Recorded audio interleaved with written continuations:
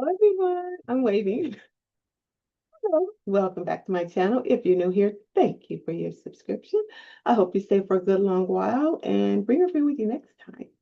I am wanting to talk today about the otherization of people, meaning we make an assumption based on our history and belief and or something by which someone else has influenced us about someone who is other than us and placing them in a category. Now, typically you would say that's being judgmental or that's being um, almost not giving the person the proper qualifying for who they are just in their own existence is what I guess I'm saying. Because many times when we don't know where to put a person in a category, we otherize them. They're not like us. Well, not like us. Isn't that a popular, wonderful song? But nonetheless, it's a culture enhancer as far as I'm concerned. But nonetheless, when we otherize a person, we don't give them the opportunity to present themselves truly how they are authentically before us for us to decide how well we would embrace them in our own world, is what I'm saying. And when we do that, we are judging others, we are classifying others, we are grouping others because they exhibit a noticeable or an inherent difference from us. And if we're not careful, we can begin to formulate within ourselves, without knowing it or knowing it by choice, a sense of radical belief that could turn into a prejudice or a bias. And that is the worst thing because once we find ourselves strongly in a cage of bias, strongly in a cage of prejudice, strongly in a cage of even racism, it is very difficult to get out of it because what got us there are the judgments to begin with. This is why people can immediately assume that Black people are a certain way and yet have no experience with Black people whatsoever. And it's very disturbing. Months ago, maybe even years now, I did a video that I uploaded to YouTube in which I shared that I had seen Cicely Tyson, the actress, rest in peace, being on Oprah Winfrey's masterclass and saying her struggles in Hollywood, by which those who prepped her makeup, did her hair for all of her scenes in whatever movie or show she was on, didn't understand our culture. And when she tried to explain it to them, whether it was presented kindly, gently, politely, it was always met with a defense of who she was as an actress and who they are as the expert to prepare her for her scene, without them realizing that what she was trying to do is to educate them in what Black hair or Black makeup would look like naturally instead of what they were doing. Now, this is difficult because when we are trying to adjust the lens of a person's perception, it is often blocked before we can get through. So we have to make some sense of um, road separations to even get through to them so that they can be, so that you can be heard by them without feeling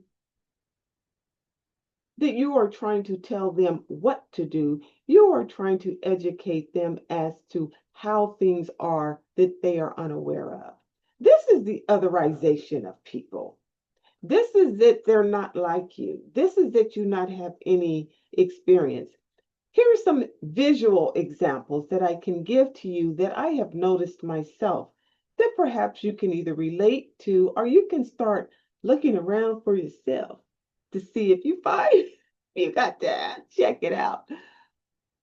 I noticed that when Black people are wanting to protest for a civil right or a better platform by which they're protesting on, it's always reported as a riot instead of a peaceful protest. It is also always involving merely Blacks by themselves. Why aren't other races in those protests like they were back in those many years of 1909 when the NAACP was created? You don't see the boots on the ground for anybody but Black, so we have to march alone. This is what an otherization can look like and can feel like. Another example is the so-called Black church. Well, why is it the Black church? The so-called first Black astronaut, first Black presidents, first Black this. If it's the first Black even now in 2025, how dare you call that progress? Now, that's just me. That's just me. How dare you call that progress? Another visual is the otherization, is that Black people don't come from a two-family household. Why don't we? Why don't we? Because you think you've imprisoned all of our fathers and uncles and brothers, such to the degree we none of us have a two-family household. All of this nonsense by which we have been otherized, and wrongfully so. So the wrongdoing continues. This is why it's so vital to correct the lens of uninformed, when I say uneducated, I mean unlearned by that. We're all unlearned about a lot. I'm unlearned about a lot of things. Hey, share that with me. Tell me more about that. Tell me more about that. I'd like to know more about that so that we can understand the culture. But because there is such a negativization of the otherization of Black people, everybody thinks they know a thing or two about us, and none of them do. I don't see any of those negative presentations that they present publicly by way of the media in mine or anybody else's Black personal life. So you take a snippet of negativity and make it a broad scale that that's who we are. Well, how wrong you are. How wrong you are. It is our labor that created plants and vegetations on this land. It is our efforts. We are so darn good that you had to steal us as a people. We're so good and so valuable that you had to steal us from every different continent to find us and bring us there. We're so good that we created annals of historical creations for this country by which the copyright was stolen, the credit wasn't given, it wasn't shared in the schools, yet we are a so-called no good people in your view. Well, this is nonsense. This is nonsense. Learn a thing or two about a thing or two. Because here's the one thing I do know. People will, let's say the capitalists, because I am finding too that there are more white people who think like me than they are those who think as these strong conservatives. These strong conservatives are really capitalists. They are bigots and biased capitalists, and they're concerned with the wealth atmosphere, whereas most white people I know are concerned about the humanity piece, the morality piece, the leadership piece, the value piece, the characteristics piece, the unification of people. Yet somehow or another, their hopes and ideas get smothered in silence because the capitalists stand up strong. All of this nonsense. I'm glad that we're somehow or another being presented a platform by which we could now delve into these differences and show them clearly by way of examples that it was never us.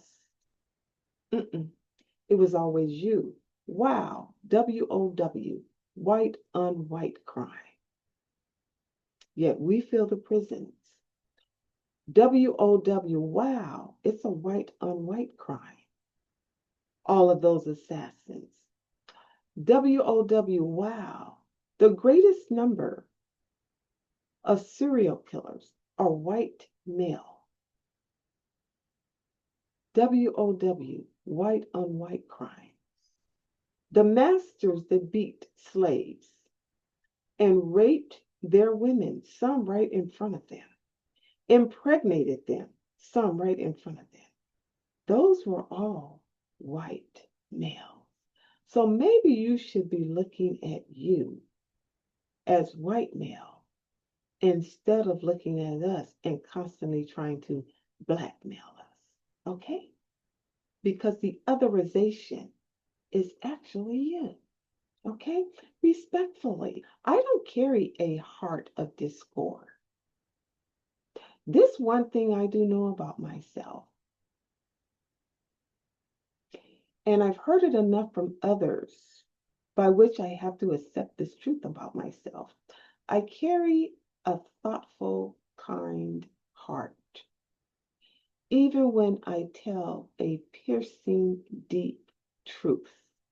And I thank the universe of guidance for giving me the temerity to tell the truth in such a way that it's undeniable, even by the liar who told it.